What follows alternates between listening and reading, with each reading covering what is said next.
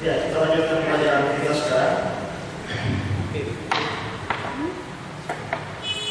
Eksposisi surat Filemon, dan kita sudah bahas latar belakang dan ayat 1 sampai ayat 3 pada minggu lalu. Sekarang kita masuk ayat 4 sampai ayat yang 7. Mari kita sama-sama baca. Filemon 4 sampai 7. 2, 3. Aku mengucap syukur kepada Allahku setiap kali aku mengingat Engkau dalam doaku, karena aku mendengar tentang kasih-Mu kepada semua orang kudus dan tentang iman-Mu kepada Tuhan Yesus. Dan aku berdoa agar persekutuan-Mu di dalam iman untuk mengerjakan pengetahuan yang baik di antara kita untuk Kristus. Dari kasih-Mu kita memperoleh kegembilaan besar dan kekuatan, sebab hati orang-orang kudus telah Kau himpunkan saudara. Bagi yang tidak datang pada minggu lalu, sekali lagi saya ringkaskan latar belakang dari surat Filemon ini supaya kita di dalam pembahasannya kita mengerti. Tanpa mengerti latar belakang surat Filemon, maka kita tidak mengerti apa maksudnya ayat-ayat atau kalimat-kalimat di dalam surat Filemon ini. Surat Filemon ini ditulis oleh Rasul Paulus. Filemon ini adalah seorang tua atau seorang yang kelihatannya cukup kaya di Laodikia, dan di mana dia ini bertobat menjadi seorang Kristen karena penginjilan dari Paulus. Paulus memberitakan Injil kepada Filemon, lalu dia menjadi percaya. Nah, lalu di rumah Filemon ini ada jemaat atau gereja rumah. Nah, zaman dulu kita tahu bahwa perbudakan belum dihapus. Karena itu kita lihat bahwa ada perbudakan sukar dihapus dari kebudayaan waktu itu, sehingga kekristenan mula-mula tidak berjuang untuk menghapus perbudakan, tetapi hanya berjuang untuk membuat hubungan antara Tuhan dengan hamba-hambanya, seorang Tuhan dengan budak-budaknya itu bisa terjadi dengan harmonis. Karena itu kita baca dalam surat-surat yang bilang, hai tuan-tuan, ya, lalu hai hamba-hamba. Tuan-tuan disuruh bagaimana bersikap kepada hamba-hamba, dan hamba-hamba disuruh bagaimana menghormati tuan-tuannya. Karena itu perbudakan belum dihapus.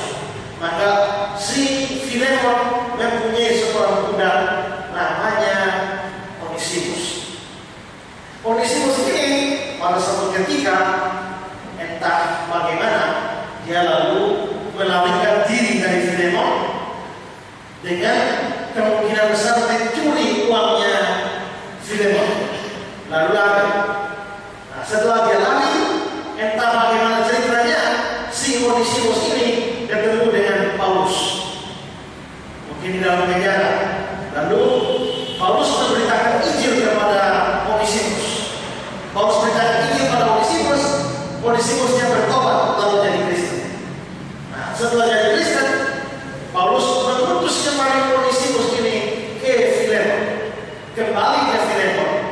Tapi karena Filemonnya takut jangan sampai jadi apa-apahan oleh si Onesimus, takut jangan-jangan apa-apahan oleh Filemon, maka Paulus menyertakan surat yang dibawa oleh Onesimus kepada Filemon. Nah, surat yang dibawa Onesimus kepada Filemon itulah surat Filemon yang kita baca.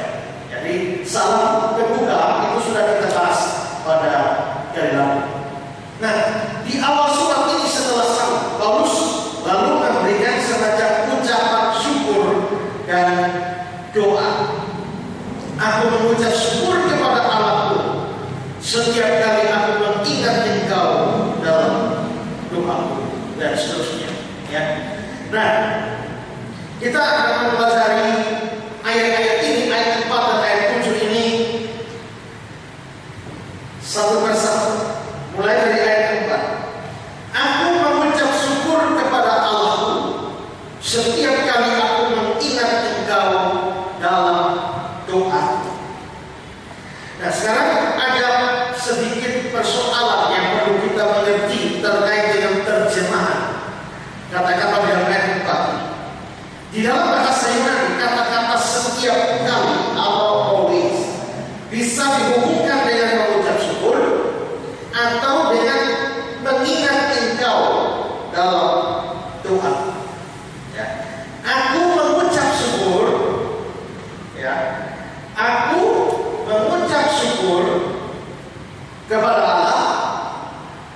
setiap kali aku mengingat kamu dalam doa. Nah, kata setiap kali ini berhubungan dengan mana? Apakah berhubungan dengan mengucap syukur atau berhubungan dengan mengingat di dalam doa ini? Maka memang ini mempunyai dua kemungkinan. Kemungkinan pertama, ya, menjadi aku selalu mengucap syukur kepada Allahku pada waktu aku mengingat Engkau di dalam doa.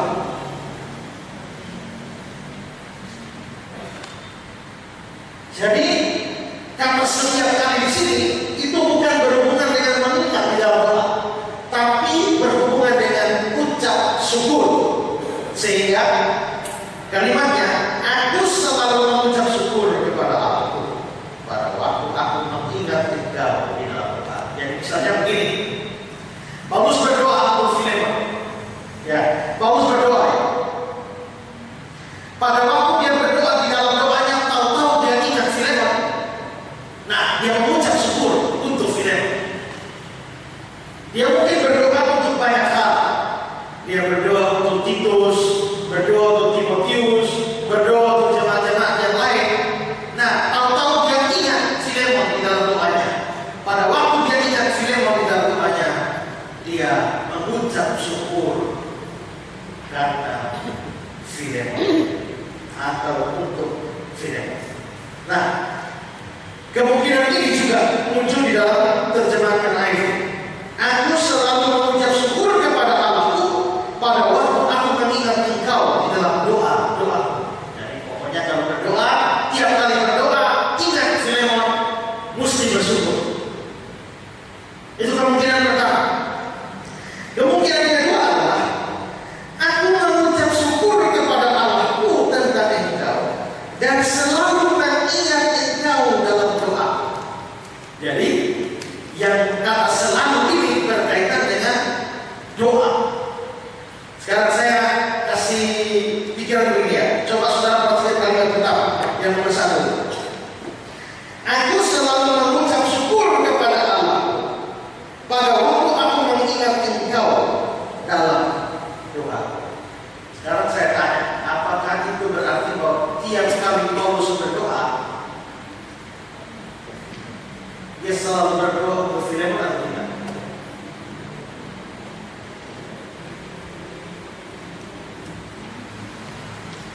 Yang nomor 1, tidak ya.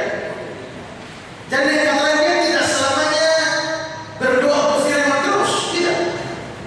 Dia berdoa untuk banyak hal. Nah, misalnya mengingat tiba-tiba ingat Filemon, nah baru dia bersyukur. Tapi kalau misalnya dia berdoa dan dia pikirannya tidak ingat Filemon, ya dia tidak bersyukur untuk Filemon. Jadi dia cuma bersyukur apabila dia ingat di dalam doa. Tapi dia tidak selamanya mendoakan Filemon. Mengerti? Nah, sekarang yang kedua, aku mengucap syukur kepada Allahku tentang Engkau dan selalu mengingat Engkau dalam doa. Ini berarti tiap kali berdoa ingat Filemon terus. Berarti Filemon ini tidak pernah terlepas dari doa yang Paulus. Tiap kali doa Filemon muncul. Tiap kali doa Filemon muncul. Tiap kali doa Filemon muncul. Dan karena itu dia syukuri. Yang mana itu? Ya.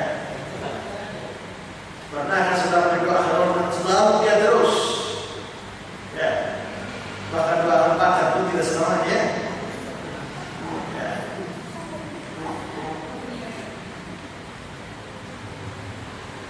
Ini Alkitab Indonesia seperti itu, ya. Aku mengucap syukur kepada Allahku setiap kali aku mengingat Engkau di dalam doaku. Lalu juga sama dengan King James, aku mengucap syukur kepada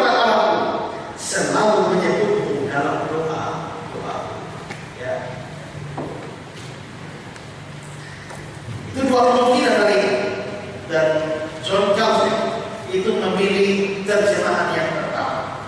Jadi Paulus memang tidak selalu ingat Filemon setiap kali berdoa, tapi setiap kali dia ingat, dia pasti selalu mengucap syukur. Itu artinya kalimat. Ya. Nah, poin penting di sini adalah bahwa Paulus berdoa untuk hal yang ia syukuri. Dia komentar dari Paulus. Perlu mendapatkan perhatian bahwa ia di sini adalah Paulus, pada saat yang sama berdoa untuk hal yang ia syukuri. Bahkan orang yang paling sempurna selama mereka hidup dalam dunia ini tidak pernah mempunyai dasar yang begitu baik untuk ucapan selamat, sehingga tidak membutuhkan doa-doa supaya Allah memberikan kepada mereka bukan hanya untuk berteguh sampai akhir, tapi juga untuk bisa maju dari hari ke hari. Mengerti apa yang kau maksudkan? Ya. Nah, begini.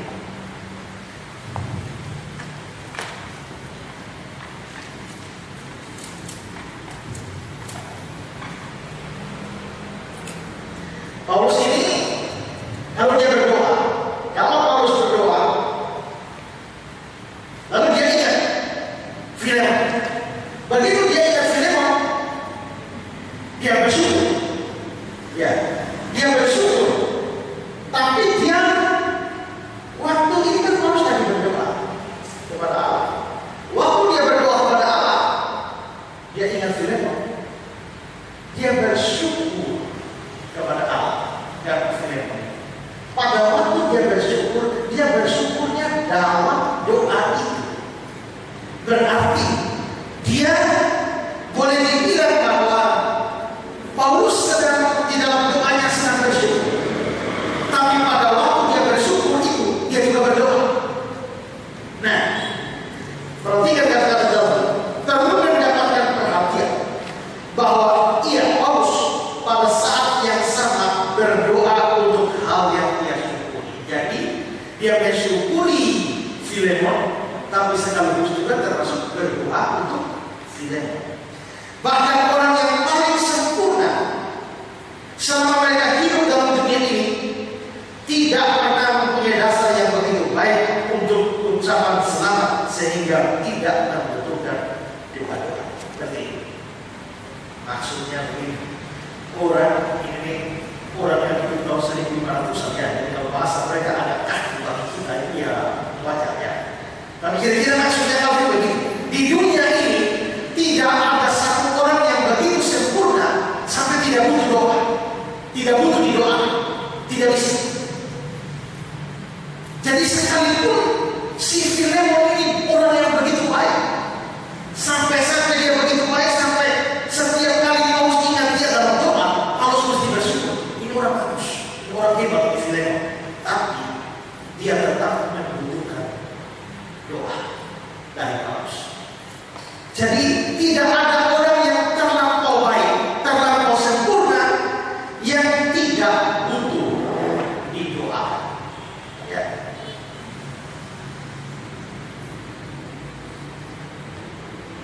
Kadang-kadang kita melihat, ini kalau misalnya kita baru, atau yang kata lain misalnya kita melihat laporan KPR.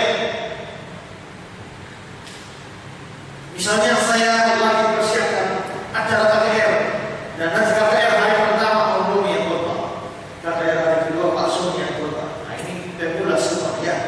Karena ini pemula semua baru mau KPR, kata saya, saudara-saudara, kita dukung doa mati-matian untuk dua saudara kita ini yang akan KPR.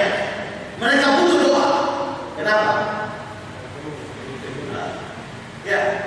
Tapi kalau misalnya akan ada KPR Stephen Todd, ini bukan pemula. Ya. Ini sudah mahal nih urusan KPR.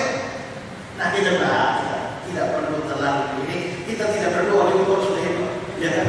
Kita tidak bisa doakan ketika di waktu patah pun dia pasti akan harus. Nah, jadi kadang-kadang kita cenderung mendoakan orang yang kira-kira paru-paru dan kita merasa cemas bisa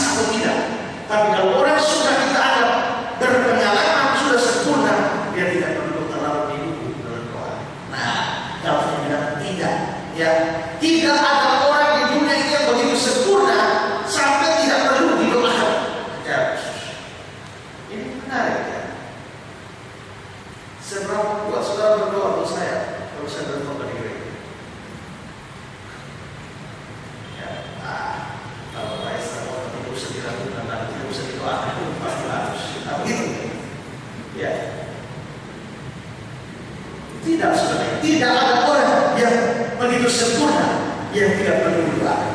Ya, lihat kalimat selanjutnya, supaya Allah berikan kepada mereka bukan hanya bertekun sampai akhir, tapi juga bisa maju dari hari ke hari. Jadi begini maksudnya kalau di awal, misalnya si A dia sudah orang hebat, kita mesti doakan dia, bukan supaya dia di sini saja, tapi dia supaya terus bagus, terus baik.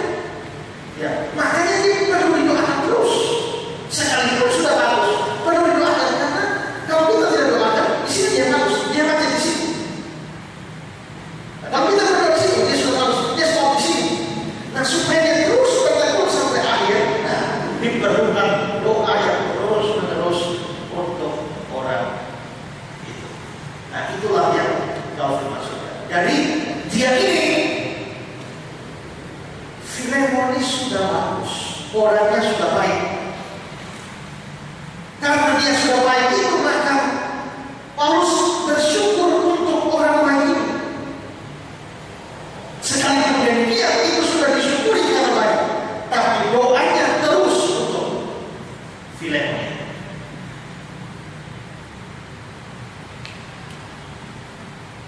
Karena itu ya, saudara harus rajin berdoa. Ya. Dia sudah kali bermacam apapun tetap harus saudara doa supaya dia terus mengalami kemajuan dari hari ke hari. Maju terus. Kalau tidak doakan, pandai nanti. Tadi waktu saya 2 minggu lalu, 3 minggu lalu saya bertanya, saya bilang bahwa Paulus berdoa mengajar jemaat Filipi. Dia bilang dia berdoa untuk kasih. Malah jemaat Filipi ini sudah penuh kasih, tapi Paulus masih berdoa supaya mereka terus berlimpah di dalam kasih. Jadi kita tidak hanya berdoa untuk hal-hal buruk, tapi hal-hal yang sudah baik itu tetap harus didoakan. Ada pendapat lainnya, kita mungkin sering menganggap pengucapan syukur sebagai tindakan terakhir, ya kan? Karena sudah selesai kita bersyukur. Misalnya, kalau kita berdoa satu hal, setelah doa itu terkabul, kita lalu bersyukur, dan setelah itu berhenti berdoa untuk itu.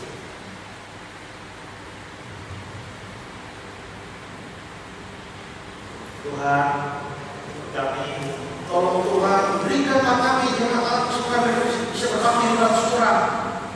Soalnya Tuhan ini gedung kita terlalu besar sampai kalau hanya 200 orang saja hanya isi setengah, rasanya belum maksimal. Tapi berdoa terus supaya Tuhan kirim 500 orang. Tahu-tahu 500 orang datang. Terima kasih Tuhan. Tuhan sudah kasih 500 orang. Stop. Nah, kalau itu stop, lama-lama dia pulang. Nah, dari itu sudah tidak ada akhir itu lagi. Nah, Paulus tidak. Ya, dia mendoakan sesuatu itu sudah terjadi dan dia syukuri. Tapi walaupun dia sudah bersyukur, doanya untuk hal itu terus berjalan. Jadi ini mengajar bagi kita, jangan pengucapan syukur kita menjadi akhir dari doa, dan setelah itu tidak ada doa lagi untuk itu. Ya. Paulus tidak demikian, dia bersyukur tapi terus berdoa untuk hal tersebut. Karena itu tiap kali berdoa sesuatu Tuhan sudah jawab, doakan terus supaya mengalami terus kemajuan atau minimal yang tidak mengalami penurunan lagi. Ya, itu yang harus kita doakan. Saya lihat kalau kita punya sejarah, waktu kita mulai di hotel dewasa, tahu-tahu Tuhan kasih kita di gudang. Waktu itu Tuhan kasih kita di gudang, gudangnya penuh. Karena gudangnya penuh, maka Tuhan kasih kita ke Sumur Galilea. Waktu masuk Sumur Galilea masih kosong, tahu-tahu penuh. Karena sudah penuh, maka Tuhan kasih kita di Silvia. Nah, begitu Silvia sudah penuh, Tuhan kasih kita di sini, yang lebih besar. Nah, di sini penuh atau tidak? Ya, nah ini mesti didoakan supaya penuh. Nah, harus penuh, nanti kita bangun di rumah yang awal. Ya, ini kan bukan gedung utama kita, ini kan namanya aula sementara. Walaupun kita sudah bengkok-bengkok, ya, gitu. Ya. Nah, tapi Tuhan tidak akan kasih kita yang baru kalau ini belum penuh. Nah, karena itu maka kita mesti berdoa, biarpun sesuatu sudah Tuhan jawab, terus berdoa. Ya, ini teladan dari Paulus. Poin C, kita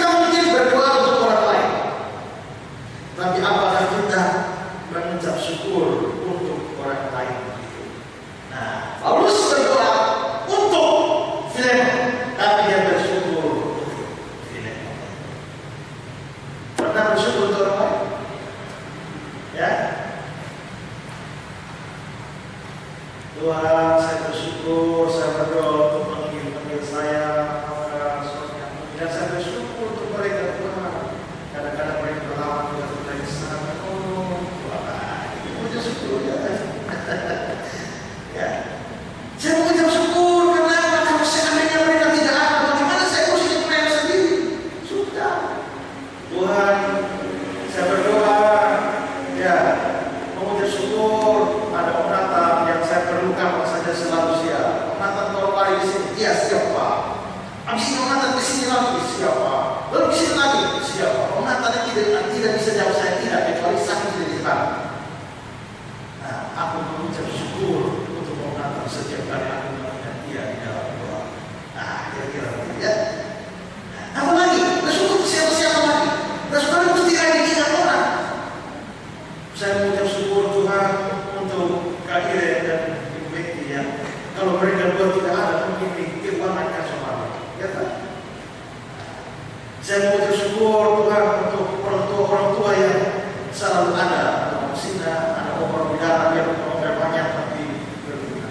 Ya kan? Ya. Dan macam-macam hal yang lain. Kita jarang mengucap syukur, bukan jangan sering berdoa orang, tapi jarang mengucap syukur untuk orang itu. Apakah kita melakukan hal ini atau tidak menunjukkan seberapa besar kasih kita untuk orang itu dan juga seberapa besar kita merasa satu dalam Kristus dengan orang itu. Kalau kita merasa bahwa kita adalah saudara seiman, mereka bisa kerja di dalam Tuhan, maka kita bukan hanya mendoakan satu sama lain, tapi harus mengucap syukur untuk orang-orang yang Tuhan berikan di sekitar kita, yang membantu pelayanan kita, yang membantu pertumbuhan rohani kita, pertumbuhan iman kita. Nah, kita mesti mensyukuri hal itu.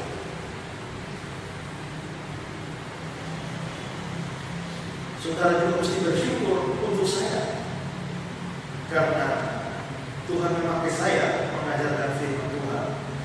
Kadang-kadang saya ini beberapa hari yang lalu masih buka-buka ilmu Israel, baca-baca ulang lagi. Saya sendiri hampir lupa, ya. Saya sendiri hampir lupa. Tapi terus terang saudara, tiap kali saya baca buku Israel itu saya masih merasa bahwa agaknya mustahil lihat kemampuan saya ini untuk membuat penelitian seketat ini. Rasanya ini bukan saya, karena saya tahu kemampuan saya dari mana. Tapi melihat itu, saya sendiri sampai kira-kira bisa ya. Sehingga saya baru menyadari bahwa pada waktu itu terjadi buat Israel penelitian seperti itu, saya merasa bahwa itu campur tangan Tuhan yang besar dalam melampaui kemampuan saya itu. Nah, itu perlu kita syukuri bersama. Karena kalau di hal itu kita menjadi bertumbuh di dalam Tuhan. Harus banyak kita selalu mengingat di dalam doa dan mengucap syukur satu sama lain. Ya. Bahwa Paulus mengucap syukur kepada Allah untuk hal-hal yang baik yang ada di dalam Filemon menunjukkan bahwa hal-hal baik itu berasal dari Allah. Filemon ini orang baik. Terima kasih Tuhan karena Tuhan membuat dia menjadi orang baik. Berarti baiknya Filemon itu karena Tuhan yang membuat dia baik. Ya. Jadi kebaikan Filemon tidak semata-mata berasal dari Filemon saja. Kalau itu berasal dari Filemon, adalah tidak tepat untuk bersyukur kepada Allah untuk kebaikan Filemon. Tapi karena kebaikan Filemon itu bersumbernya dari Allah, maka memang masuk akal mengucap syukur kepada Allah untuk baiknya Filemon. Kalau saudara mengucap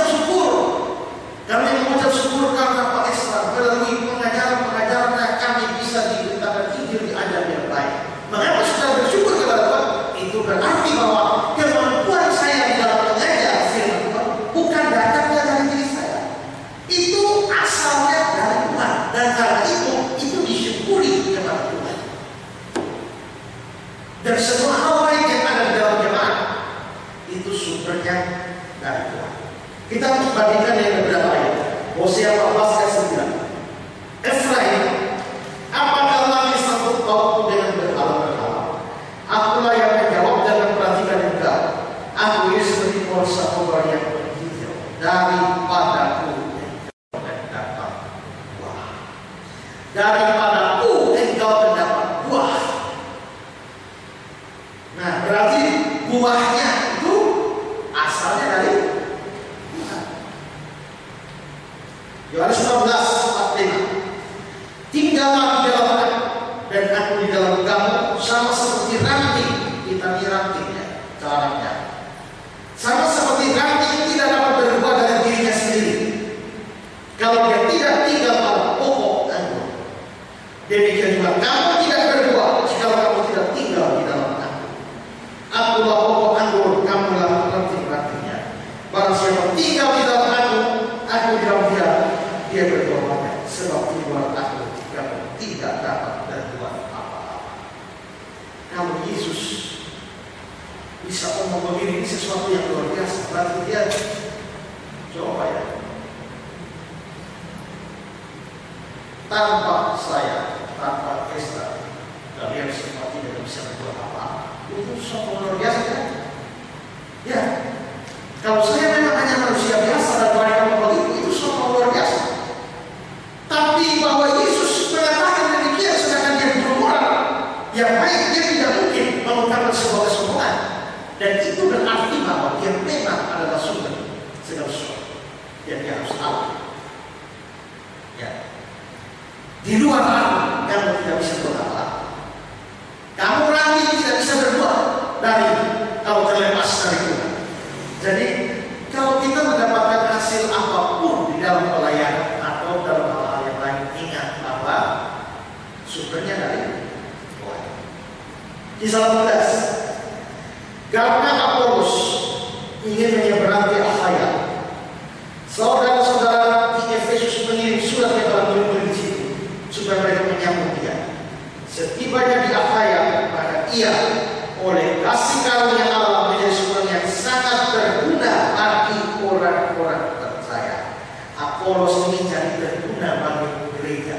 Mengapa? Karena di dalam ayat 28 itu dibilang Apolos ini adalah dia debat di muka umum melawan orang-orang Yahudi, membuktikan dari kitab suci bahwa Yesus adalah Mesias. Jadi rupanya pada waktu itu orang Yahudi kan tidak percaya bahwa Yesus itu Mesias. Tapi Apolos ini berani menantang mereka di dalam debat-debat terbuka dan membuktikan dari kitab suci bahwa Yesus Mesias. Nah, apa yang dilakukan Apolos ini dianggap sangat berguna bagi jemaat, bagi orang percaya. Jadi omong kosong ya kalau bilang debat itu adalah tindakan kontraproduktif yang bertentangan dengan ajaran Tuhan gereja. Itu kan dulu suratnya si Bapak di gereja-gereja itu kan waktu menghambat kegiatan saya itu kan begitu. Ya. Seluruh warga PKI tidak boleh mengikuti kegiatan apapun yang dilakukan oleh Islam seluruh karena kegiatan itu adalah kontraproduktif. Itu kalau saya mau debat. Kontraproduktif bagaimana? Sedangkan Apolos berdebat, tapi dikatakan bahwa dia berguna bagi jemaat. Jadi ada masalah kalau dibilang debat sama sekali tidak berguna. Kemarin saya lagi jalan-jalan tahu ada dari nomor 3 di Jemali. Apakah betul ini Bapak Pendeta Esa Solo? Ya, betul. Nah, ini siapa? Ini dari Daniel dari Bali. Ya, bagaimana Pak? Saya baru saja melihat video-video Bapak di YouTube. Ya, terus saya cerita sama anak-anak saya. Di rumah saya itu ada banyak orang dari Kupang tinggal di situ. Lalu saya cerita-cerita dengan mereka tentang Pendeta Esra. Lalu ada satu anak yang, oh Bapak kenal ya? Itu pendeta saya di Kupang. Saya juga jemaatnya dia di Kupang, tapi sekarang tinggal di Bali. Saya juga tidak tanya itu siapa. Ya, terus, nah setelah saya lihat semua video Bapak ini, saya hanya mau kasih saran pada Bapak. Ya, saran apa? Lalu dia ngomong, terus terang Pak, saya ini juga seringkali berdiskusi dengan orang-orang non-Kristen, terutama orang Islam. Tapi saya sadar bahwa kalau mereka mau berdebat dengan kita itu, atau mereka mengajukan satu pertanyaan pada kita, itu biasanya pertanyaannya bukan untuk mencari tahu, itu hanya untuk menguji saja. Jadi kalau menghadapi seperti itu, saya selalu bertanya pada mereka. Saya kalau bertanya pada mereka bahwa apakah mereka itu ada urapan Tuhan atau tidak. Dan kalau mereka tidak ada urapan Tuhan, maka saya langsung menghentikan pembicaraan mereka. Jadi misalnya ada orang Islam menyerang dia, lalu dia bilang, kamu ada urapan Tuhan atau tidak? Tidak ada. Kalau dia tidak suka dengan saya. Nah, dia bilang begitu. Jadi intinya dia nasihat saya kasih masukan supaya kalau bisa Bapak hentikanlah itu perdebatan. Nah, kalau dia mau panjang lebar, saya biarkan dia panjang lebar. Karena begini Pak, bahwa kadang-kadang kita berdebat dengan mereka itu mereka hanya menguji saja dan akhirnya tidak ada hasil. Jadi kita buang energi yang percuma. Nah, setelah dia begitu selesai, panjang kira-kira setengah jam saya kasih tidur saja. Setelah itu dia bilang saya bilang begini Pak, mestinya Pak harus tanya saya dulu. Tujuan saya berdebat itu apa? Pertama, tujuan saya berdebat itu adalah melaksanakan firman Tuhan dalam 1 Petrus 3 ayat 15. Sedialah setiap saat untuk mempertanggungjawabkan imanmu. Jadi itu yang pertama. Yang kedua, saya tidak pernah berdebat dengan tujuan untuk mempertobatkan orang Islam itu. Itu nomor 2. Nomor 3 orang. Ya, karena bertobat saya sendiri sadar bahwa sangat jarang orang bertobat setelah tahu iman. Kecuali orang itu betul-betul cari kebenaran. Tapi kalau orang tidak cari kebenaran, dia keluar, dia tidak akan bertobat. Dia tidak akan saya. Saya sendiri sadar. Karena itu mempertobatkan orang melalui perdebatan itu bukan tujuan utama saya. Tujuan utamanya adalah melakukan adat 1 Petrus 3:15.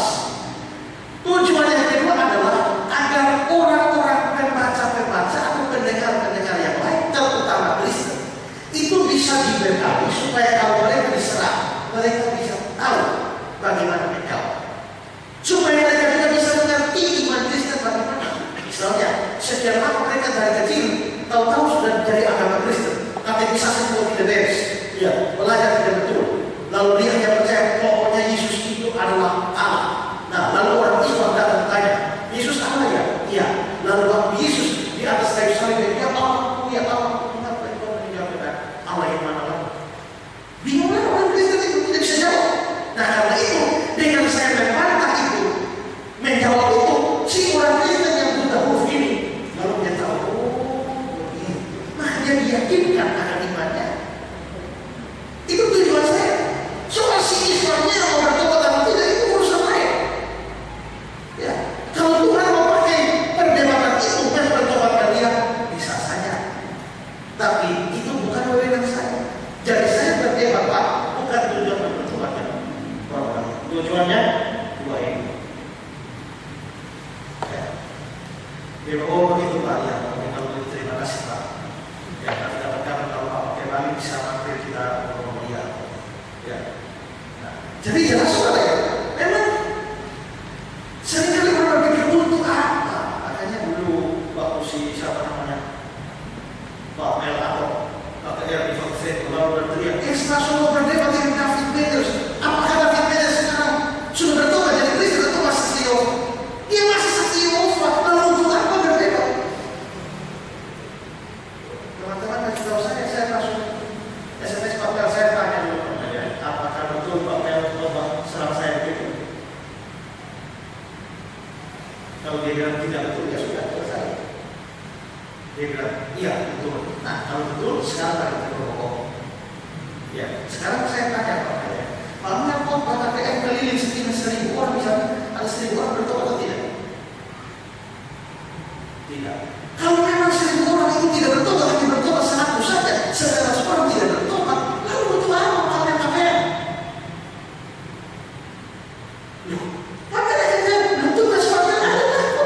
Soal bertobat urusan Tuhan. Ya sama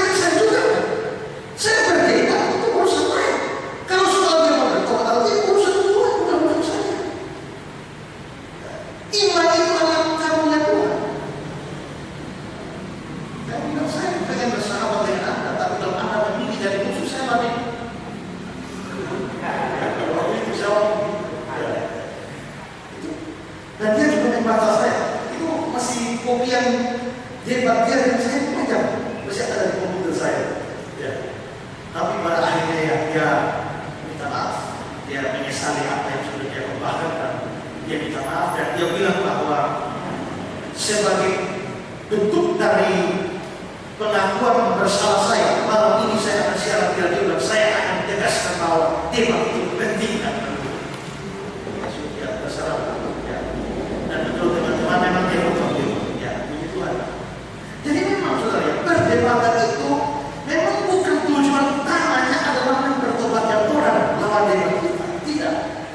Apolos ini coba seorang bisa 17 bisa 18 ayat 27-28 baca. Coba yang bawah itu.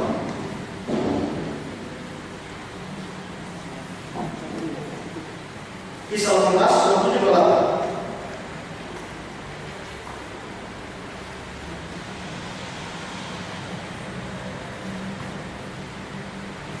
Baca ya, suara agak keras.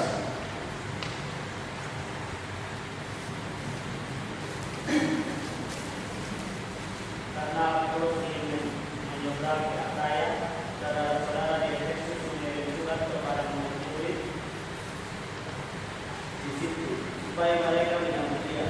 Setibanya di Akaya, maka ia oleh kasih karunia Allah menjadi seorang yang sangat berguna bagi orang-orang yang percaya.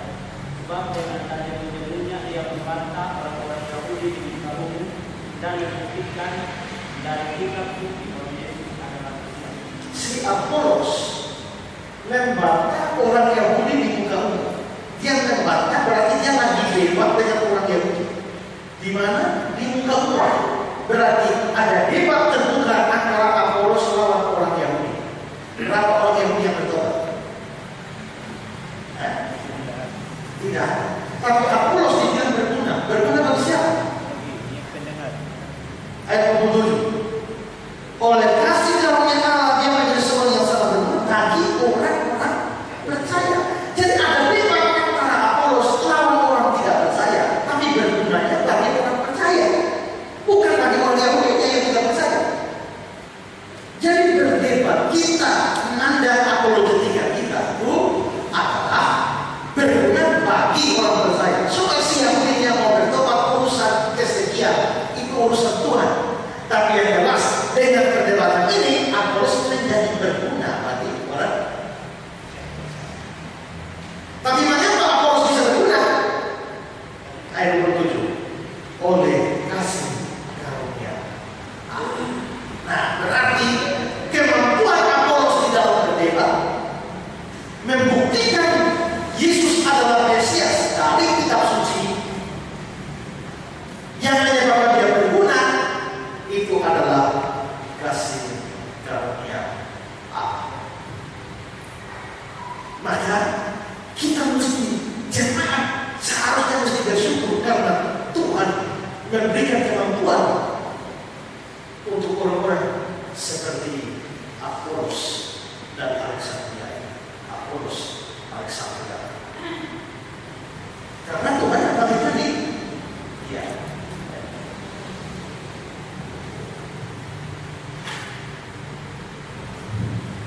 Begitu juga hal yang sama. Kalau jangan hanya kalau lihat berkhotbah, lihat orang gereja yang berusaha berkhotbah. Ya, kalau khotbah bagus, nah kalau tidak bagus tidak datang. Tapi seberapa saudara mendoakan orang-orang yang akan berkhotbah dan melihat bahwa apa yang mereka sampaikan itu adalah kasih karunia Allah yang diberikan oleh Allah bagi mereka.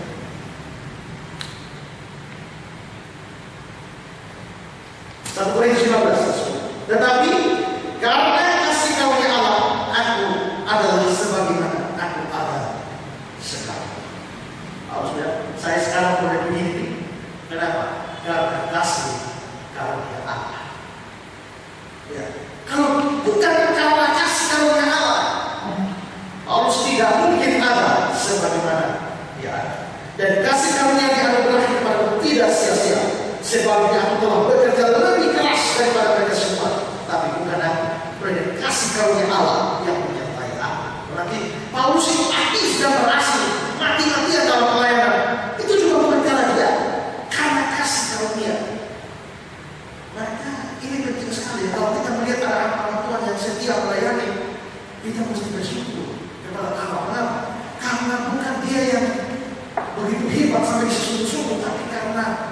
karunia Allah yang bisa membuat dia sehebat.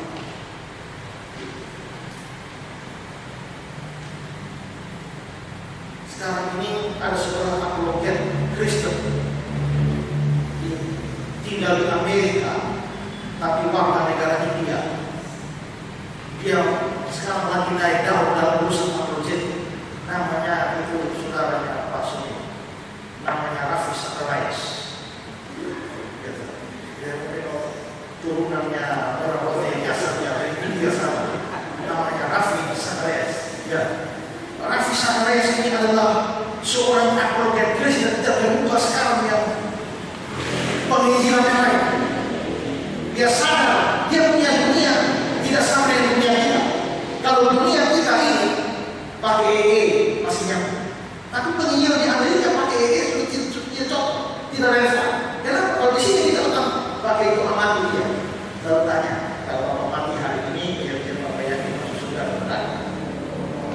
Ini orang kita yang masih percaya masih surga, masih percaya neraka, jadi begitu. Ya. Itu kan hanya hak Tuhan, dari terserah Tuhan saja. Nah, kalau dia bilang begitu, kesempatan kita masuk.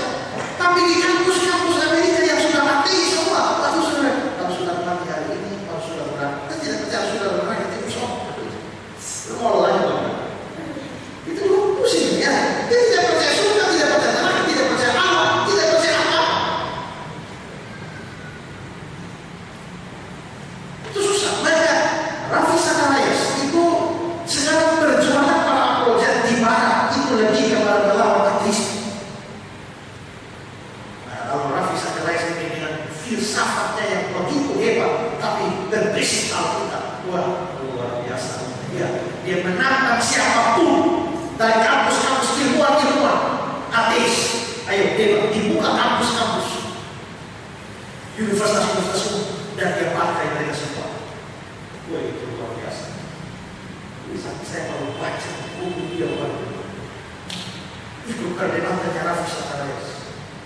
Kita mesti bersyukur kepada Tuhan yang memberikan orang seperti itu di tengah-tengah dunia seperti itu. Kemudian Raffi Zacharias berdebat, saya rasa saya membuat dia sebelum kita tidak apa dengan dia. Ya, bukunya Raffi sudah berapa diterjemahkan di bahasa Indonesia. Ya. Salah satu kalau tidak salah adalah Yesus Kristus di antara Allah. Ya. Jadi dia bahas bagaimana keunikan Yesus Kristus di antara Hindu, Buddha, Islam, dan segala macam kepercayaan yang ada. Wah, itu luar biasa. Ya. Kita mesti bersyukur bahwa Tuhan membangkitkan orang-orang seperti John Calvin yang biarpun dari tahun 1500-an, tapi itu orang belajar gila sampai warisannya masih bisa kita terima sampai hari ini. Bervolume-volume tulisannya hanya surat menyurat untuk debat Calvin itu satu volume tebal itu. Dan itu panjang masing-masing. Ya. Orang ini pelajar bagaimana? Ya, rasanya heran sekali.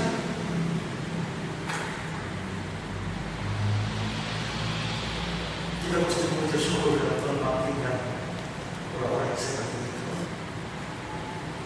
Kita mesti bersyukur Tuhan membangkitkan orang-orang seperti Stephen Todd misalnya. Dia punya pengetahuan juga luas. Punya pengetahuan orang politik talenta, apa yang dia tahu, ya, orang sejarah yang dia tahu, orang arsitektur yang tahu, orang teologi yang tahu, orang filsafat tahu, orang seni tahu. Dan Tuhan pakai dia untuk jalan. Kita mesti bersyukur ada Tuhan membangkitkan orang seperti Budia Sali yang urut ini ayat itu, ya, sepotong sedemikian rupa, panjang luar biasa, tapi satu ayat yang sepotong ini mampu ditarik kebenaran-kebenaran yang begitu banyak yang kita baca tidak habis-habis.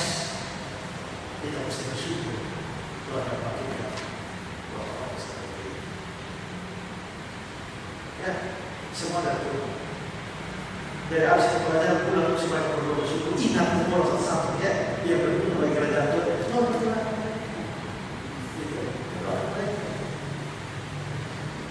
sesat-sesat terus. Yang lurus yang buat pakai itu doakan, tapi juga syukur.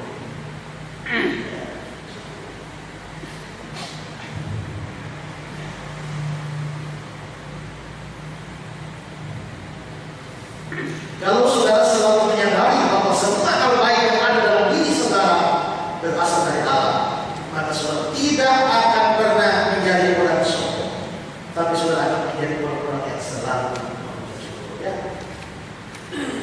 lu pintar bagaimana, tapi ketua musik itu harus video. Ya, so, lu boleh jawab bagaimana tuh ya? Tuhan kabel satu Tuhan kasih, langsung sudah kamu sendiri jawab. Jadi apa yang mau kita sombongkan? Dan ingat bahwa ketika kita merasa bahwa kita begitu hebat, kita kalau wawasan terus kita akan ketemu dengan orang lain yang ternyata jauh lebih hebat dari kita terlalu banyak di dunia ini.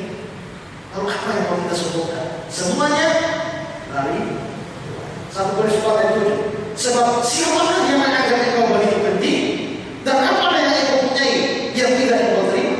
Dan jika engkau memang menerimanya, mengapa engkau memegangkan diri seolah-olah engkau tidak menerima? Semua dari Tuhan.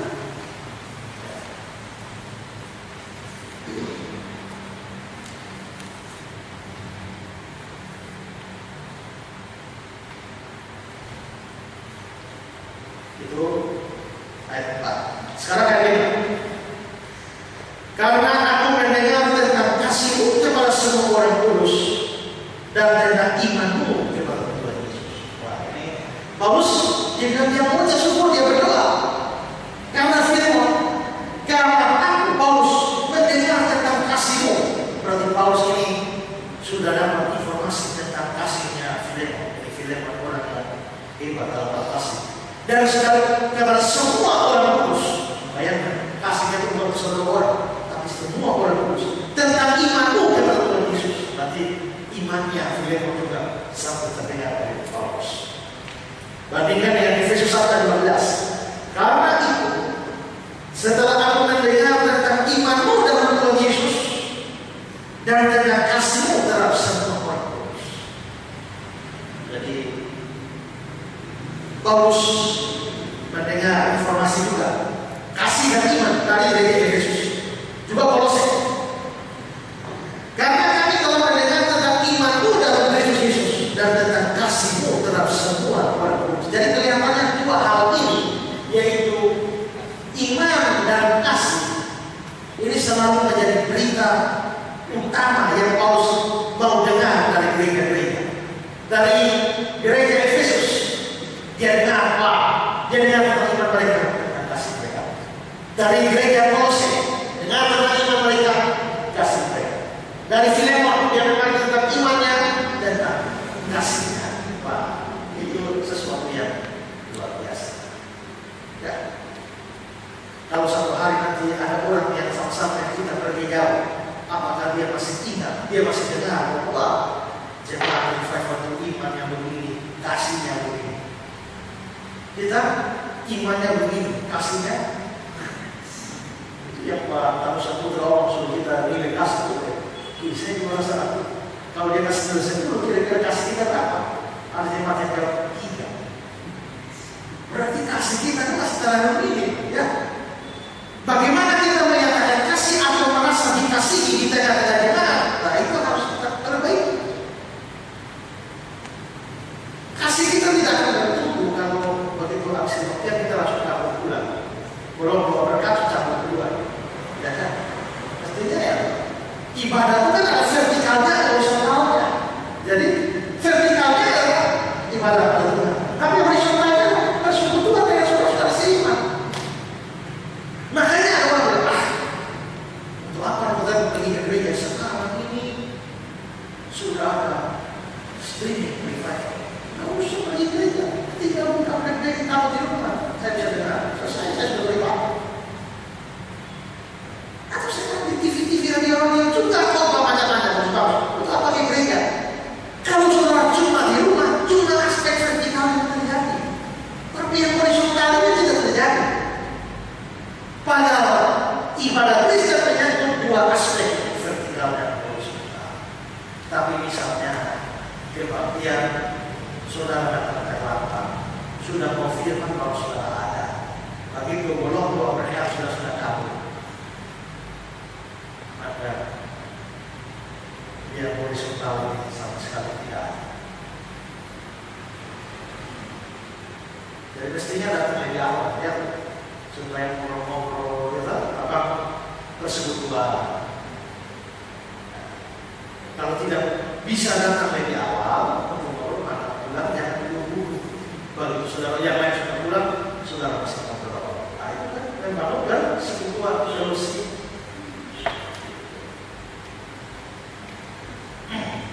Jadi iman dan kasih itu dua hal yang ditekankan dari Paulus. Paulus bilang, aku mendengar. Dengar dari mana? Paulus dengar tentang iman dan kasih Filemon. Dengar dari mana? Sedikitnya dari dua orang. Pertama dari Epafras. Epafras yang rupanya merupakan pendiri dan juga pendeta atau pemimpin rohani gereja Kolose. Epafras ini dia pendiri Kolose, yang pada saat itu kelihatannya di penjara bersama Paulus.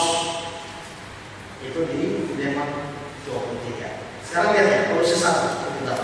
Semuanya itu telah kamu ketahui, semua itu telah kamu ketahui dari Epafras, kawan pelayanan yang kami kasih, yang bagi kamu adalah pelayan Kristus yang setia. Ini surat kepada jemaat Kolose.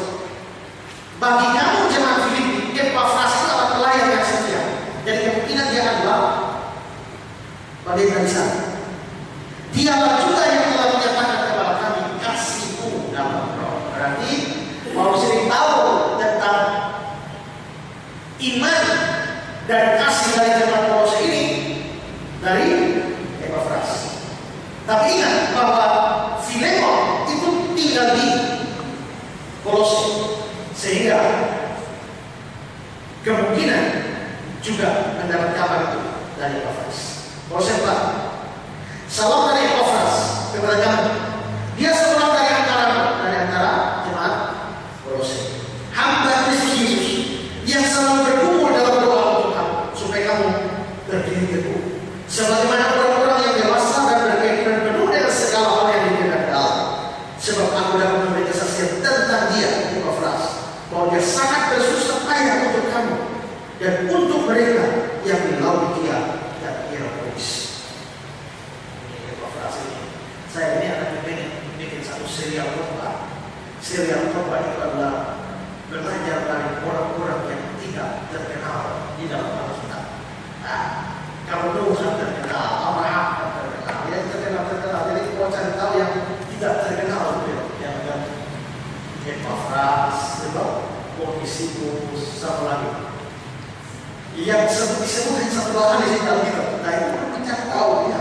Dan kita juga belajar dari yang tidak terkenal, ya, dan yang terkenal saja. Filemon 23. Salam kepadamu dari Epafras, teman sepenjaraku karena Kristus Yesus. Nah, berarti Epafras ini sama-sama yang Paulus dalam meninggal. Tapi dia pelayan di Kolose. Karena itu kelihatannya Paulus mendapat kabar tentang kasih dan imannya Filemon dari Epafras. Itu sumber pertama.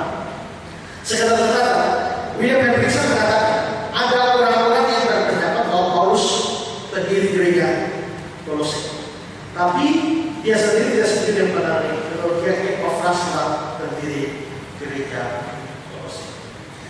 Kedua, Paulus mungkin bisa mendengar berita dari Onesimus sendiri, bahwa Onesimus tadi dari Filemon jelaskan ada ketidaksenangan dalam dirinya terhadap Filemon.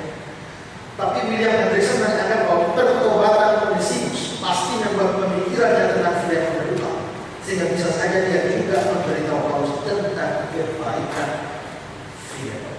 Jadi di sini Paulus dapat kabar dari minimal dua orang ini, Epafras dan Onesimus.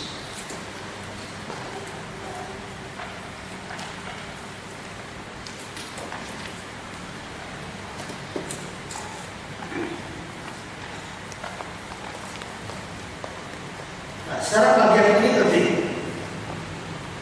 Iman dan kasih. Perhatikan ya.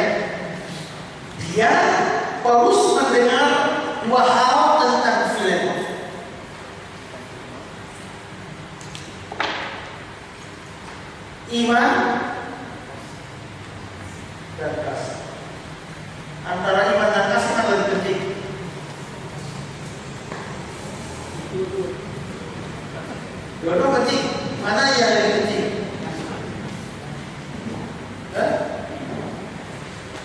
Iman.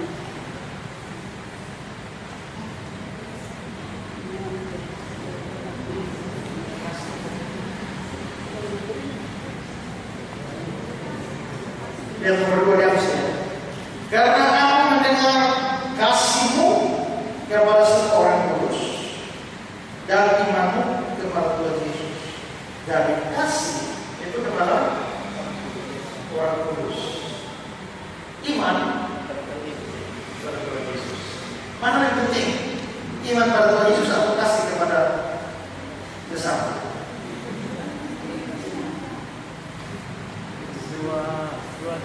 Dua-dua penting. Mana yang penting? Hanya berbeda tujuan. Ya. Dua-dua penting hanya beda tujuan. Jadi tidak ada yang penting. Ya. Dua-dua penting, tetapi tujuan itu saja berbeda. Yang lain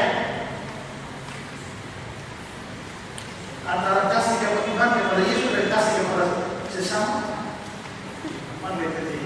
Ya.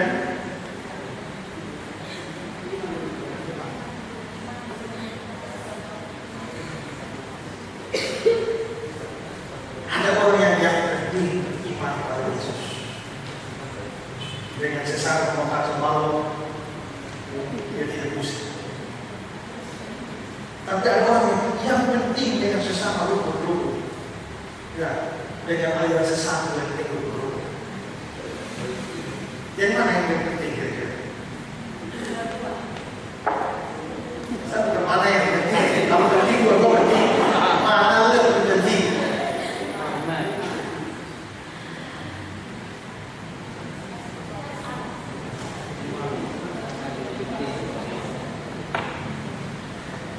Sudah, kalau memang bingung dan pertanyaan mana berarti sekarang saya mau bertanya, mana yang nomor satu?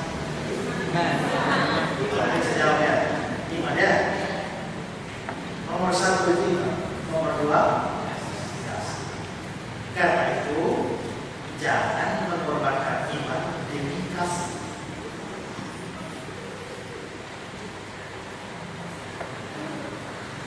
Kemarin saya postingkan khotbah hari Minggu ini. Yesus Kristus sang reformator. Lalu ada satu orang di Facebook komentar begini, bahwa sesungguhnya reformasi yang sesungguhnya itu adalah cinta kasih. Berbeda dengan zamannya reformator dulu, zamannya Johann Calvin, zamannya Luther. Tapi zaman sekarang arahnya reformasi itu adalah cinta kasih. Lalu dia bilang, apakah kita memang kalau memang reformasi itu adalah cinta kasih, apakah kita sebenarnya mengerjakan reformasi? Kalau kita menyingkir gereja A, menabrak gereja B, ya, menghantam gereja C, apakah kita sedang mengerjakan reformasi? Cinta kasih. Saya bilang cinta kasih memang penting, tapi kebenaran jauh lebih penting daripada cinta kasih. Tuhan Yesus bilang, ya,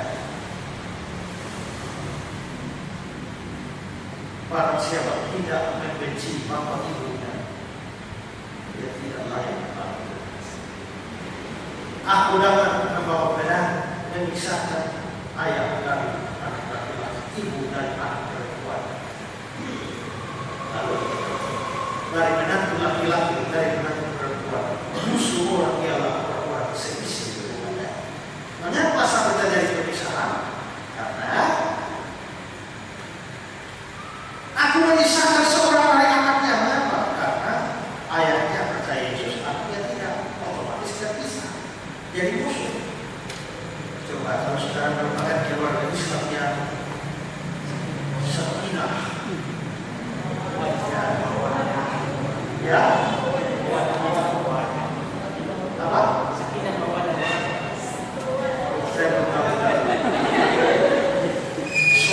istri adalah istri yang taat, suami yang beriman, istri yang solehah, ya. Anak-anak semua rajin ibadah, semua sembahyang di luar. Rukun kan rukun sekali. Lalu datanglah saya beritakan Injil kepada salah satu anak. Kalau kau tidak percaya Yesus masuk neraka. Lalu dia bilang, wah kalau tidak tahu begitu saya percaya Yesus. Lalu dia minta dibaptis, saya baptis dia. Sekarang kira-kira suami bapak apa saudara dia apa yang akan terjadi? Mereka musuh mati dia. Tadinya di dalam Islam, mereka rukun harus damai. Tapi begitu salah satu dari Kristen, langsung hancur ini kedamaian. Bahkan mereka bisa bunuh anak. Mengapa terjadi perpecahan? Karena si anak ini percaya Yesus. Ya, iman kepada Yesus harus bisa korbankan perdamaian. Jadi memang damai, cinta kasih oke, tapi kebenaran tidak boleh dikorbankan oleh cinta kasih. Jadi nomor satu mesti iman. Nomor dua, tidak boleh kasih mengorbankan iman.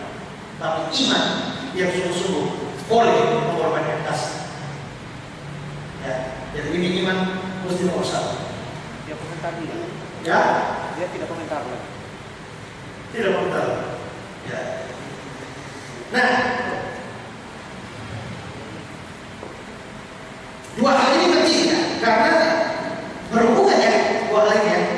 Karena kalau ini kita asumsinya kasih yang benar.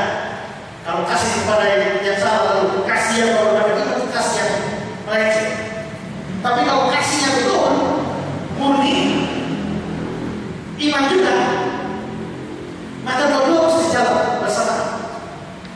Orang yang sungguh-sungguh punya iman pasti mempunyai kasih. Itu pasti. Dua ini penting. Nah, karena mendengar dua hal yang baik dalam diri Filemon inilah Paulus selalu mengucap syukur dalam dia berdoa. Jadi kesalehan Filemon yang didengar oleh Paulus menyebabkan Paulus selalu bersukacita mengucap syukur karena ada kesalehan. Kira-kira kalau orang mendengar tentang saudara, apakah mereka bersyukur kepada Allah atau mereka lalu bersedih hati? Kalau orang ingat saudara,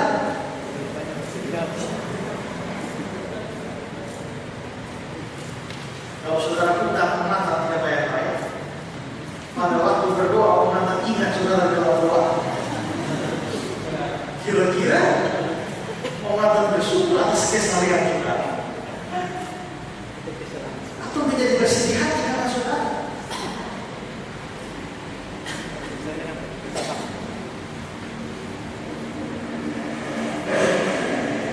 Iman dikatakan kepada Tuhan Yesus karena iman memang khususnya memandang pada Kristus. Tidak ada jalan lain selain melalui Dia. Dia kalau di mana Allah bisa dikenal. Juga di luar Dia tidak ada berkat yang bisa. Jadi imannya mesti kepada Tuhan Yesus. Tidak bisa iman kepada yang lain. Maka pluralisme ini salah. Tapi kasih itu dibilang kepada semua orang kudus. Orang kudus ini artinya orang beriman. Ini tidak berarti kita tidak harus mengasihi orang-orang Kristen, tapi memang kasih kepada orang percaya harus lebih diutamakan. Harus lebih diutamakan. Kalau saudara jalan-jalan ketemu dengan orang yang barat, satu orang Kristen, satu bukan Kristen, saudara hanya punya satu sesuatu untuk dimakan, atau bisa saudara punya 500 rupiah bisa beli kue satu. Mau kasih apa? Kasih Kristen, kasih apa Kristen? Tergantung mana ya, Bu? Sakit. Pokoknya sekarang ini dua-dua sama-sama dalam kondisi yang sama. Bagi dua. Ya, ini tidak bisa dibagi dua. Hanya bisa pilih salah satu. Kristen. Kalau misalnya yang satunya lebih lama dari yang satu, ya kita bisa pilih satu ini bisa mati, yang ini tidak. Nah, kita bisa pilih yang ini dan tidak. Kalau bisa dibagi dua, coba kita bagi dua. Tapi seandainya dua-dua sehat sama-sama dan hanya satu yang tidak bisa dibagi,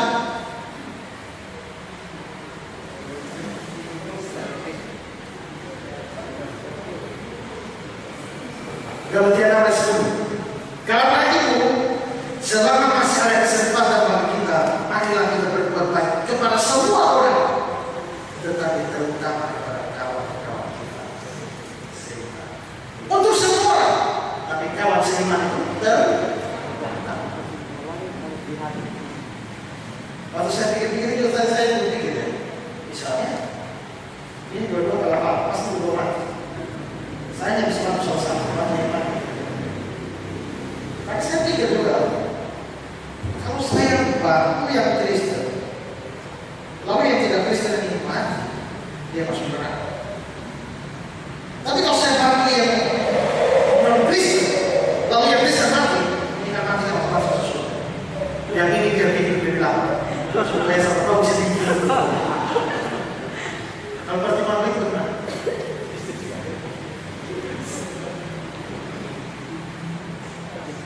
Karena ini nanti dia menjadi masuk neraka. Nanti ini mati saja masuk surga. Dia kan lebih bahagia di surga. Tapi yang ini kasih jamaah supaya bisa berlanjut hidup, ada kedua pilihan. Ya.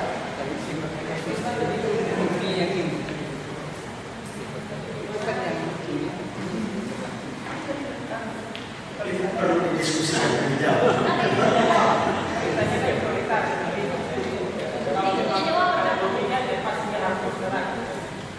Ya.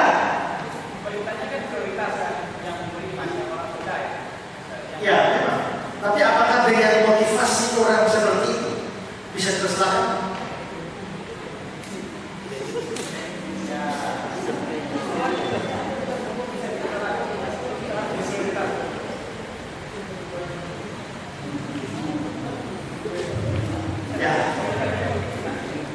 Kasusnya ini kalau khusus seperti itu lebih ini ya mengingat tentang Nanti ke depan kita belajar diskusi lagi. Poin E, posisi ingat ya, tadi lihat ya.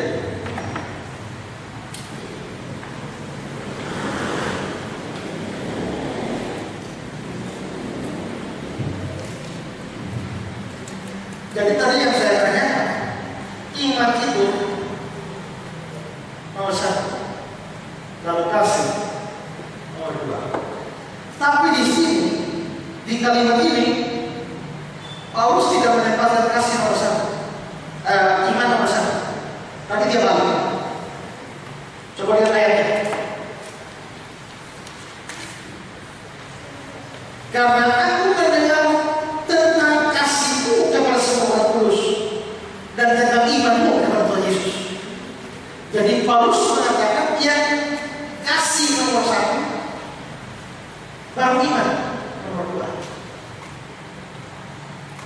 Paulus tidak bilang aku mendengar imanmu kepada Yesus dan kasihmu kepada semua orang kudus. Tidak.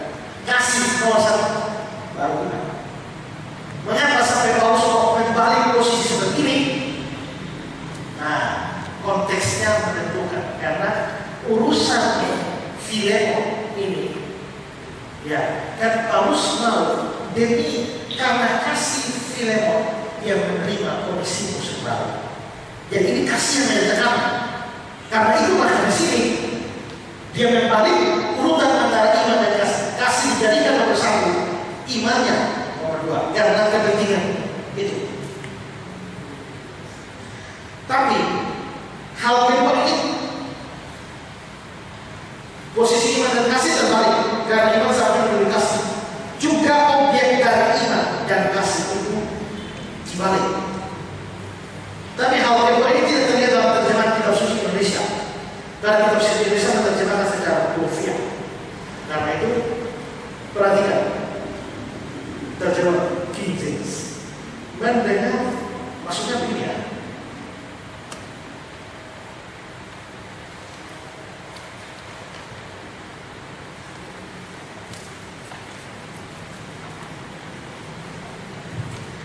Saudara perhatikan, King James itu mendengar tentang kasihmu dan imanmu.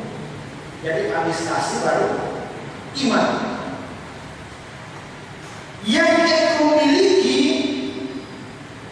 kepada Tuhan Yesus dan kepada semua orang kudus. Ini kasih pada siapa? Kasih pada siapa? Orang kudus. Iman pada Yesus. Sekarang, aku telah mendengar kasihmu dan imanmu. Kasih Tuhan bagi sekarang yang penting. Aku mendengar kasih dan iman yang engkau miliki kepada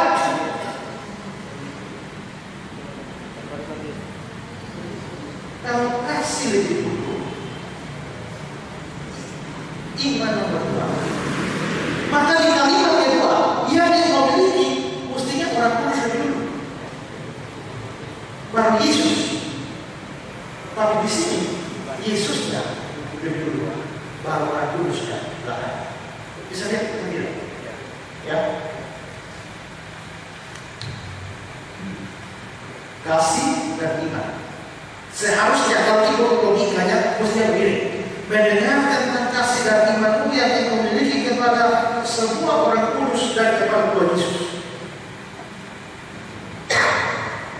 Semua yang kalimat kedua mestinya semua orang kudus lebih dulu, karena di sini kasih lebih dulu.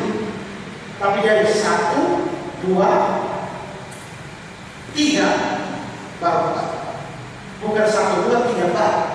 1, 2, 3, 4. Jadi kata kasih adalah iman, tapi pada waktu menyebut objeknya, kata-kata kepada Tuhan Yesus mendahului kata-kata kepada semua orang kudus. Mengapa harus terjadi dua kebalikan seperti ini? Tadi saya sudah jelaskan tentang kasih dan tekanannya kasih untuk Filemon Timotius. Tapi yang nomor 2, pengilangan objek dalam iman dan kasih adalah lainnya. Al-Quran mengatakan bahwa pengilangan seperti itu bukan merupakan sesuatu yang tidak biasa. Hal itu terjadi misalnya di dalam Matius 12 ayat 2. Perhatikan ini. Kemudian dibawalah kepada Yesus seorang yang kerasukan setan. Orang itu buta dan bisu. Buta lalu bisu. Tuhan Yesus bukan buta dan bisu. Kalau buta mestinya melihat dan berbicara. Karena buta lebih dulu, bisu nomor 2. Maka kalau buta disembuhkan dia melihat, bisu disembuhkan dia bicara. Jadi orang menyembuhkan orang buta dan bisu supaya mereka melihat dan berbicara. Nah sekarang kalimatnya. Kemudian dibawalah kepada Yesus kepada sobat setan. Orang itu buta dan bisu. Yesus menyembuhkannya. Sehingga si bisu berkata-kata dan melihat. Tadi disebut buta berdua, tapi laku dibalik. Si bisu berkata-kata dan melihat. Dibalik. Contohnya seperti ini. Jadi itu memang kembalikan seperti itu biasa. Sekarang lihat nomor 3. Alat kelima.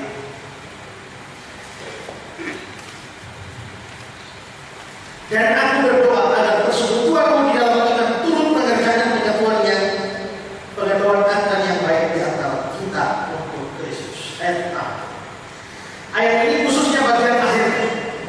Turut iman, turut mengerjakan pengetahuan akan yang baik di antara kita untuk Kristus. Merupakan ayat yang sukar terjemahannya. Dan ini menimbulkan penerjemahan dan penafsiran beda-beda. King James misalnya. King James mengatakan supaya pemberitaan imanmu bisa menjadi efektif oleh pengakuan terhadap setiap hal yang baik yang ada dalam kamu dalam Kristus Yesus. Dan aku berdoa supaya engkau bisa aktif dalam menseringkan imanmu, sehingga engkau akan mendapatkan pengertian penuh tentang setiap hal baik yang kita miliki dalam Kristus. Yang mungkin terjemahan NIV ini yang paling baik.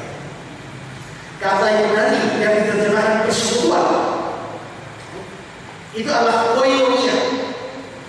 Sekalipun kata Yunani ini memang bisa diartikan itu, tapi bisa diartikan juga untuk pemberitaan. share, itu koinonia. Nah, sekarang kita melihat beberapa pertanyaan dari Calvin. Berarti apa yang ia minta untuk Filemon? Supaya imannya yang menyatakan dirinya sendiri oleh perbuatan baik bisa terbukti kebenarannya dan keteguhan.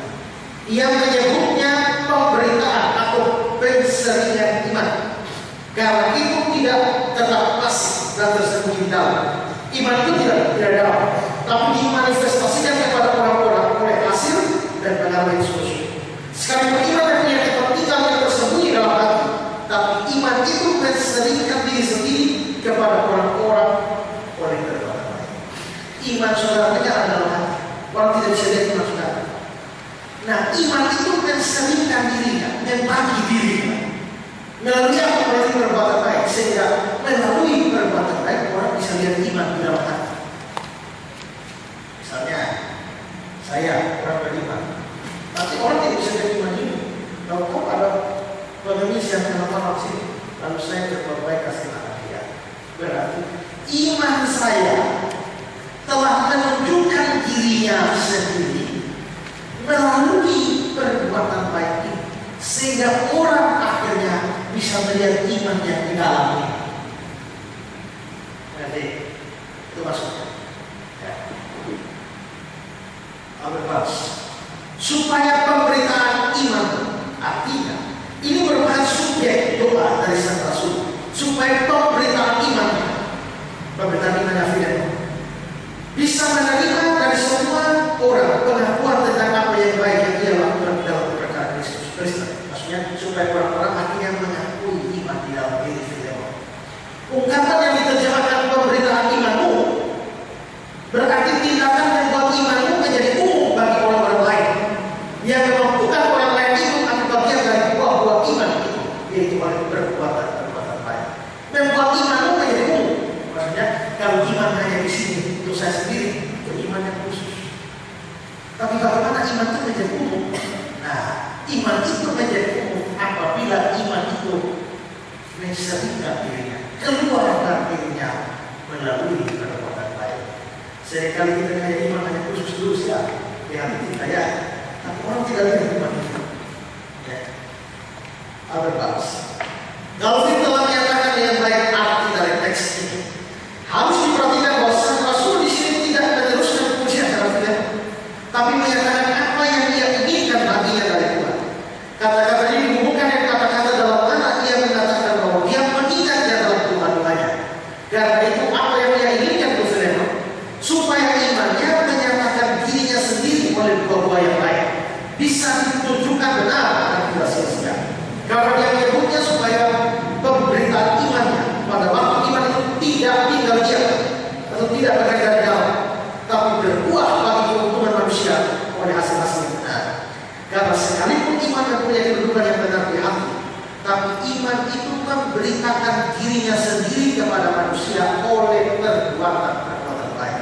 Iman itu dalam hati, tapi memberitakan keluar dari perbuatan baik. Artinya bahwa dia menginginkan bahwa Filemon akan membuat tumbuh buah-buah yang benar dari iman oleh perbuatan-perbuatan yang baik terhadap orang lain, sehingga semua orang bisa mengakuinya sebagai iman yang asli dan perbuatan asli yang semestinya. Jadi Paulus berdoa supaya imannya Filemon tidak hanya di hati, tapi bisa keluar satu orang mengakui iman itu ada, iman itu asli. Menurut saya ini perlu didoakan. Pertama, saudara harus berdoa Tuhan supaya iman saya tidak hanya khusus di hati, tapi bagaimana iman ini keluar supaya lewat perbuatan baik supaya orang ini bisa tahu, bisa lihat iman asli dalam diri saya. Itu mesti doa. Kedua, mendoakan orang lain. Apalagi hamba Tuhan, para penginjil saya itu mesti rajin berdoa untuk firman. Supaya kita tidak hanya dengar firman Tuhan, kita dengar firman Tuhan secara luar biasa, tapi iman yang ada itu hanya terus di hati saja, tapi tidak pernah keluar. Tidak iman di hati tidak pernah menseringkan dirinya melalui perbuatan baik kepada masyarakat. Ya. Vincent, kedermawanan dan kasihnya akan menghasilkan sempurna tentang pemberian-pemberian yang baik dari Allah. Dia yang memberi dari Kristus menjadi terkaya dalam pengenalan dalam Kristus. Dari sini terlihat bahwa Filemon adalah orang kaya yang tidak pelit, baik bagi Tuhan maupun bagi sesama saudara seiman. Dia banyak menggunakan kekayaannya untuk menolong orang lain, dan ini disebut Paulus sebagai pemberitaan atau penseringan iman. Iman yang diseringkan pada orang lain. Banyak orang kaya pelit ya, ya. Banyak orang kaya pelit. Tapi Filemon orang kaya yang menseringkan iman. Ya. Itu bagus.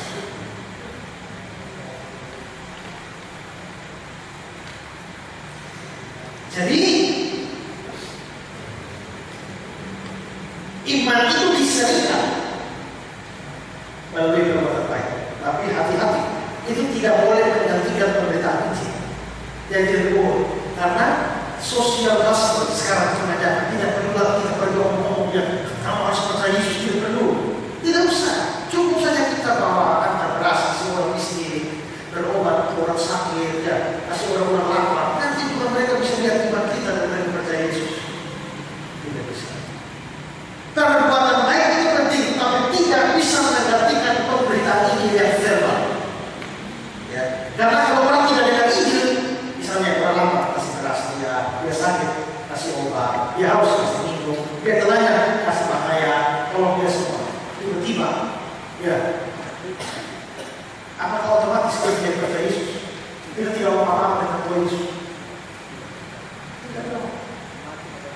Harus ada penginjilan verbal. Kalau tidak, dia mati juga. Biar dia kenyang, biar dia tidak haus lagi, biar dia sehat, biar dia ada pakaian, mati tidak masuk neraka. Ya, jadi tidak bisa. Kalau tidak ada Injil, tetap tidak bisa selamat. Jadi perbuatan baik tidak boleh menggantikan pemberitaan dengan verbal. Sekarang nomor 4. Dari kasihmu sudah memperoleh kebenaran besar dan kekuatan, sebab hati orang-orang kudus telah kau hiburkan, saudara. Jadi saudara bayangkan, ini Filemon orang baik sekali. Ya, dari kasihmu sudah memperoleh kebenaran besar dan kekuatan. Jadi karena kasihnya Filemon pada orang, Paulus gembira sekali. Paulus gembira sekali. Sebab hati orang-orang kudus telah kau hiburkan, saudara. Ada banyak saudara-saudara seiman yang menderita telah Filemon tolong, dan mereka yang sedih telah terhibur karena si kasihnya Filemon. Ada bahasa mengatakan kata yang diterjemahkan sukacita atau gembira kain.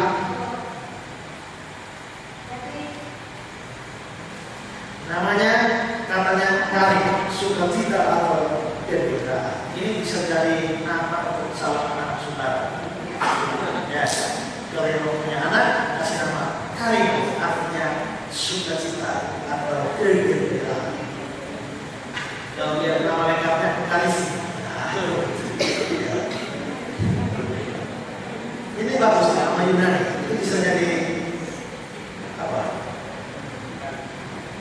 Berbendahara. Kata yang di sini terjemahkan sukacita atau kegembiraan Karim.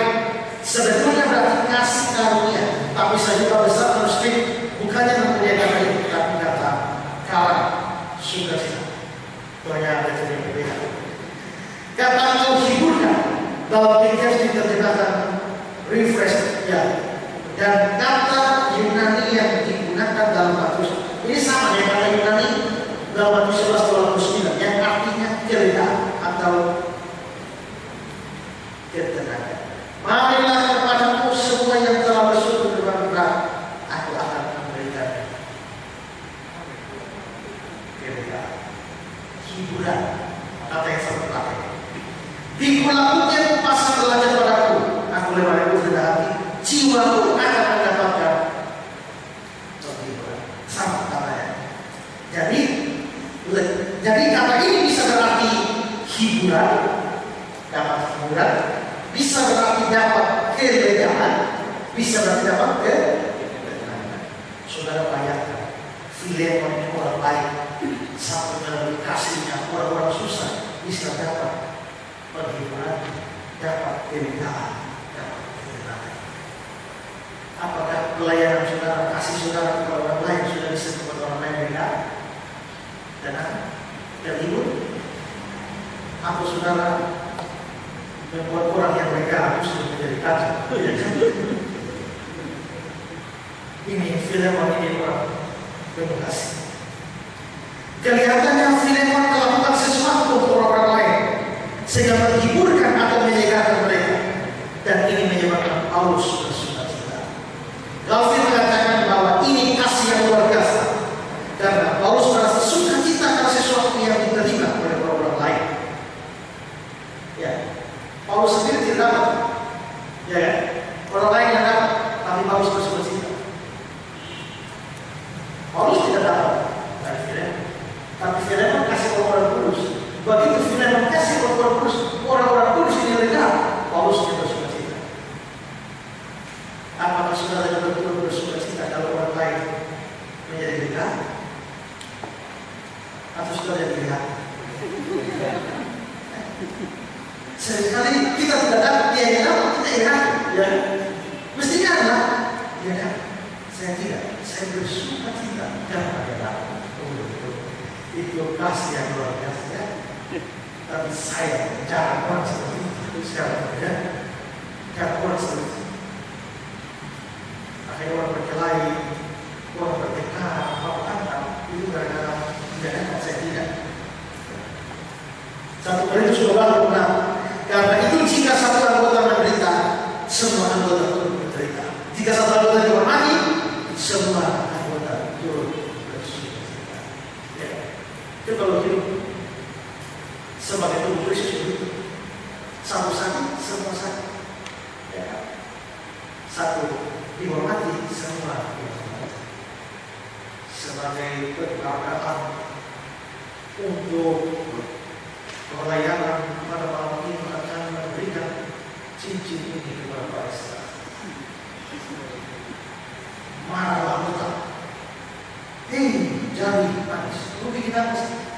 Saya yang bikin itu apa pasti mati dulu yang beda. Mulut bilang, jari manis. Lu bikin apa saja? Saya mulut yang omong 2 jam. Tapi lu yang terima.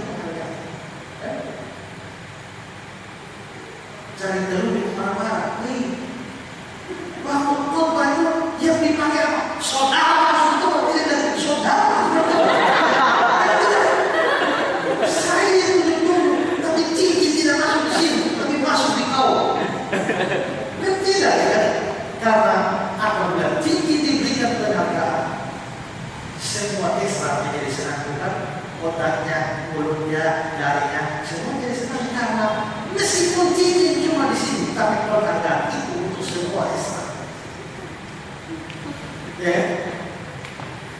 seperti itu. Tapi kita seringkali kalau satu dipuji kita iri yang lain, ya. Satu maju kita iri yang lain.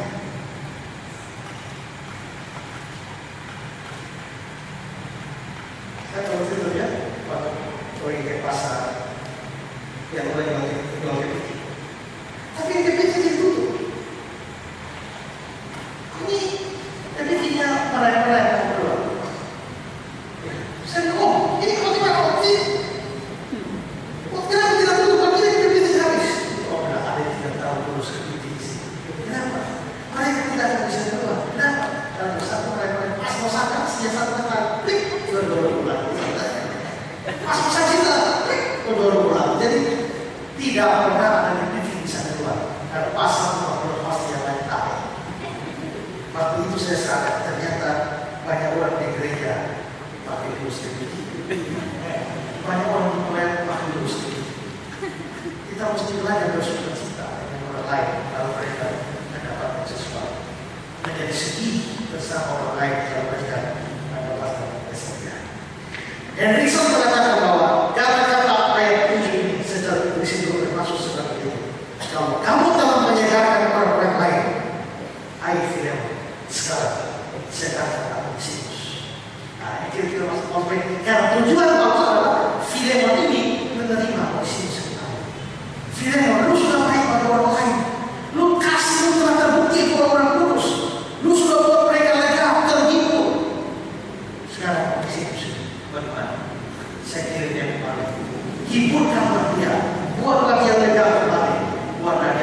dengan memberikan pengampunan kepada dia supaya terima dia. Karena hal semacam ini, saudara, seandainya dulu anak haleluya itu mau bertobat, dia tak mesti bertobat. Saya sudah siap dari film. Kalau saja dia mengaku di gereja dan dia mengaku saya betul-betul mengaku bahwa saya sudah curi duit telah kolektif, mengaku pada jemaat. Setelah itu dia turun saya suara jemaat. Saya ceritakan latar belakang cuma film. Lalu saya suruh jemaat jemaat semua baca surat film. Karena itu sekarang aman ini sudah mengaku sebagai orang berdosa dia telah mencuri uang kolektif. Tapi dia sekarang masih ada di tengah kita. Saya sebagai kepala jemaat menyarankan kepada saudara, terimalah dia kembali sebagai saudara kita. Terima dia, tapi jangan sebagai pasukan lagi.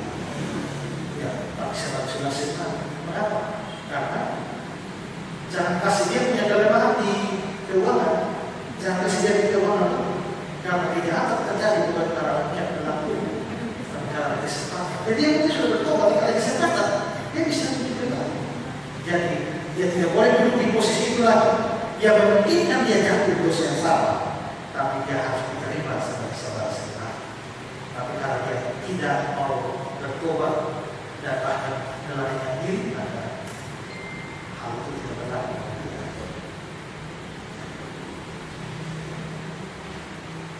Pelajaran kita sampai sini, Tuhan.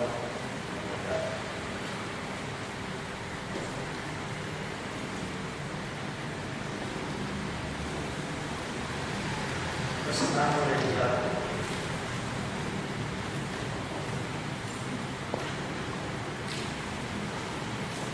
Ada pertanyaan?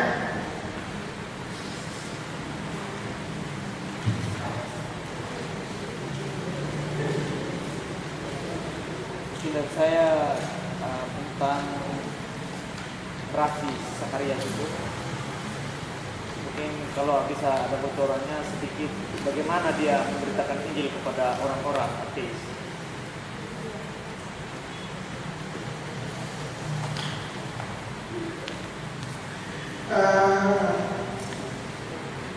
Pertama ya, mereka tidak langsung memberitakan itu.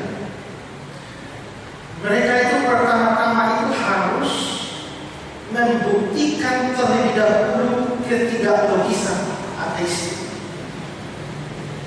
Menunjukkan para ateis itu biasa merasa bahwa mereka begitu logis dan iman Kristen tidak logis. Jadi mereka itu beban pertama atau strategi pertama adalah menunjukkan bahwa ateisme tidak logis. Beban kedua setelah terbukti bahwa ateisme tidak logis, barulah mereka mulai menyatakan kebenaran Kristen. Termasuk dalam apa kita.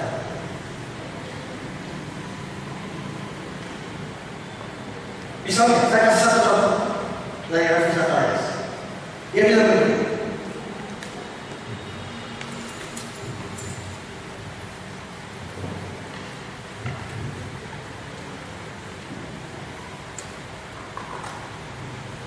Ada orang bilang pada Raffi Sakarias,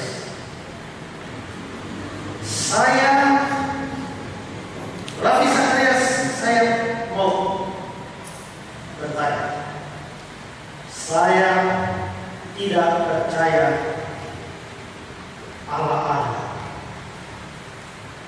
karena Allah tidak, karena dia tidak terlihat. Sesuatu yang tidak terlihat tidak ada.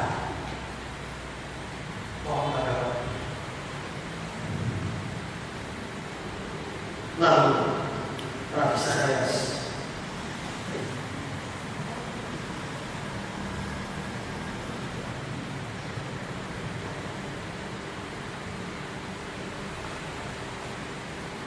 selesai. Maksudnya apa maksud Anda dengan maksudnya? Saya bertanya dan menunggu Anda menjawab. Tapi saya Anda tanya apa? Saya tidak percaya apa-apa karena Anda tidak kelihatan. Sesuatu yang tidak kelihatan tidak ada. Lalu Rafi Sadar bilang, lalu apa yang mesti saya tahu? Karena tidak ada pertanyaan. Lalu orang bilang, nah itu saya bertanya. Nah kalau begitu, Rafi Sadar bilang, sekarang coba tunjukkan pada saya apakah pertanyaan bisa dilihat. Tidak. Saya tidak melihat pertanyaan. Apakah pertanyaan segitiga? Bulan, pojok? Tidak. Berarti pertanyaan Anda tidak dilihat. Dan sesuai persekusi Anda, sesuatu yang tidak dilihat tidak ada. Saya tidak lihat pertanyaan Anda, yang saya lihat pertanyaan tidak ada. Selesai. Karena pertanyaan tidak ada, apa yang mau saya jawab? Dari situ dia tunjukkan bahwa adalah tidak logis kalau kau mengatakan bahwa kalau kalian tidak ada, tidak terlihat, pasti tidak ada. Sedangkan kau tanya saja tidak terlihat itu pertanyaan. Ya kan? Coba pertanyaan, mana Tuhan? Tidak ada. Jadi kalau sesuatu tidak ada, tidak terlihat, tidak ada, maka pertanyaan sebenarnya juga tidak ada kalau tidak terlihat. Wah, itu luar biasa tidak. Langsung patah mengenai situ. Ya? Jawabannya saya kurang setuju. Karena si penanya itu permasalahkan indera penglihatan. Nabi Zakarias menjawab masalah pembicaraan. Jadi seharusnya jawab yang ada kaitan tentang penglihatan. Kalau seandainya dia jawab,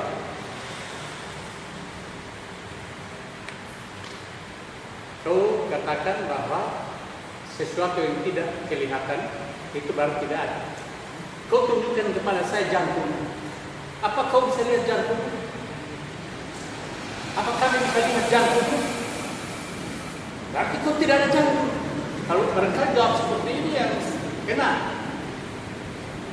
Nah, itu jawaban yang sifatnya empiris. Yang dijawab oleh Rafi Sadar adalah bersifat filosofis. Yang mesti dibedakan yang empirisnya dan yang filosofis. Memang itu sama-sama indera, tapi sama seperti matamu tidak melihat Allah kalau menjadi masalah. Mata saya juga tidak melihat pertanyaan. Saya mendengar tapi tidak melihat. Jadi tetap sama-sama persoalan indera. Apa yang Bapak ngomong itu betul juga, tapi itu wilayahnya pada wilayah empiris. Yang Rafi tekankan sekarang adalah masalah filosofis. Rafi Sadar ini pernah diundang salah satu TV Indonesia. Lalu diajak beliau salah satu tokoh muslim.